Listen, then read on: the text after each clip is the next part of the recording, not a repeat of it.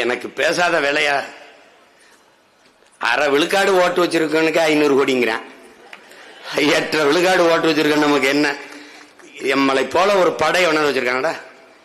இது படை, மற்றவங்களுக்கு சொறி சிறங்கு படை. இது ராணுவம்டா, மக்கள் ராணுவம். சீருடை அணியாத, ஆயுதம் ஏந்தாத, அறிவாயுதம் ஏந்திய மக்கள் ராணுவம். அங்க சீருடை போடல, இடுப்புல துப்பாக்கி சரியில்லை.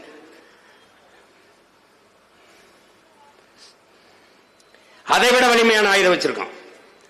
போர்க்களத்தில் துப்பாக்கியை விடவும் வலிமையான ஆயுதம் புத்தகங்களே என்கிறான் லெனின். எங்கள் தலைவன் என் துவக்கில் இருந்து வருகிற தோட்டாவுக்கு என்ன வலிமை இருக்கிறதோ அதுபோல உங்கள் வாயில் இருந்து வருகிற ஒவ்வொரு வார்த்தைக்கும் வலிமை இருக்கிறது. இரண்டும் இணைந்து வெடித்தால்தான் இன விடுதலை பிறக்கும் என்கிற அந்த துவக்கம் கவனித்திருக்கலாம். ஆனால் அவன் பிள்ளைகளின் வாக்கு